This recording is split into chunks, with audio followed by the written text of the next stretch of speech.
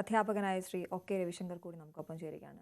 Ravishankar sir, നമ്മൾ ഈ big ബോസിനെ കുറിച്ച് സംസാരിക്കുമ്പോൾ നമ്മുടെ വീട്ടിലെ ചെറിയ കുട്ടികൾ മുതൽ മുതിർന്നവർ വരെ കാണുന്ന, വളരെയധികം എൻജോയ് ചെയ്ത് കാണുന്ന, നമ്മുടെ വീടിൻ്റെയൊക്കെ ഒരു പരിച്ഛേദം എന്ന് പറയാവുന്ന രീതിയിലുള്ളൊരു ഷോയാണ്.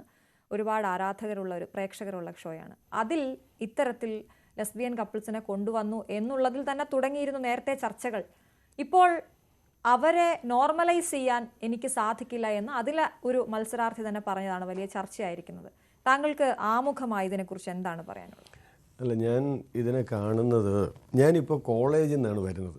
ഞാനത് തുടങ്ങുന്നത്, ഞാനിപ്പോൾ MGMൻ്റെ ആർട്സ് ആൻഡ് സയൻസ് കോളേജിലെ ജേർണലിസം ക്ലാസ്സിൽ നിന്നാണ് വരുന്നത്. ഞാനവിടെ HOD ആയിട്ടിരിക്കുന്ന ആളാണ്. ഞാൻ അവിടെ എൻ്റെ അടുത്ത് ഈ ഒരു സബ്ജക്റ്റിനെ കുറിച്ച് ഇങ്ങനെ ഒരു ഡിസ്കഷന് പോകണം എന്ന് പറഞ്ഞപ്പോൾ ഞാൻ വിചാരിച്ചു, ഒന്ന് എൻ്റെ കുട്ടികളുടെ അടുത്ത് ഈ സബ്ജക്റ്റ് ഒന്ന് സംസാരിക്കാം.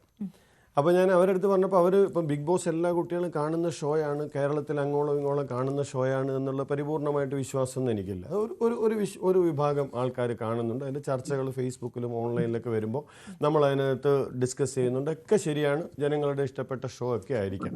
അപ്പോൾ ഞാൻ എൻ്റെ കുട്ടികളുടെ അടുത്ത് ഇത് പറഞ്ഞപ്പോൾ അവരാദ്യം ഭയങ്കരമായിട്ട് പറഞ്ഞു, എന്താണിത്, നമ്മൾക്ക് ഒരുമിച്ച് താമസിക്കണമെന്ന് തോന്നിയാൽ താമസിച്ചൂടെ, നമുക്ക് ഒരുമിച്ച് ജീവിച്ചൂടെ, ഇതൊക്കെ പറഞ്ഞു തീർന്നിട്ട് ഞാൻ ചോദിച്ചു, നിങ്ങളുടെ മാതാപിതാക്കൾ എങ്ങനെ, നിങ്ങൾ ഒരു അഭിപ്രായം അവരോട് പറഞ്ഞാൽ അവരെങ്ങനെ ചെയ്യുമെന്ന് ചോദിച്ചപ്പോൾ അത് നേർപകുതിയായി.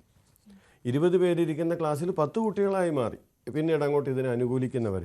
അത് കഴിഞ്ഞിട്ട് ഞാൻ ഒന്നുകൂടി ചോദിച്ചു, ഞാൻ എൻ്റെ ഒരു സങ്കല്പ ലോകത്താണ് നമ്മളെല്ലാവരും ജീവിക്കുന്നത്. നമുക്ക് നാളെ എന്താണെന്ന് നമുക്കറിയില്ല.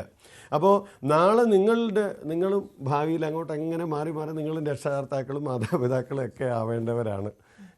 നിങ്ങൾക്ക് മക്കളുണ്ടാവുന്നു, ആൺകുട്ടികളായാലും പെൺകുട്ടികളായാലും ഉണ്ടാവുന്നു. നിങ്ങളുടെ മകള് ഇങ്ങനെ നിങ്ങളോട് വന്ന് പറയുന്നു, അപ്പോൾ ഇതിനോട് കുഴപ്പമില്ല, എൻ്റെ മക്കൾ അങ്ങനെ ചെയ്തോളൂ, ഞാൻ തയ്യാറാണ്, നിങ്ങളിപ്പം വീട്ടിൽ കയറ്റാൻ കൊള്ളാത്തവരാണെന്ന് നിങ്ങൾ വീട്ടിൽ കയറ്റാൻ തയ്യാറാണ് എന്ന് പറയുന്ന എത്ര കുട്ടികളുണ്ടാവുമെന്ന് ചോദിച്ചപ്പോൾ അത് വീണ്ടും ചുരുങ്ങി 2 പേരായി.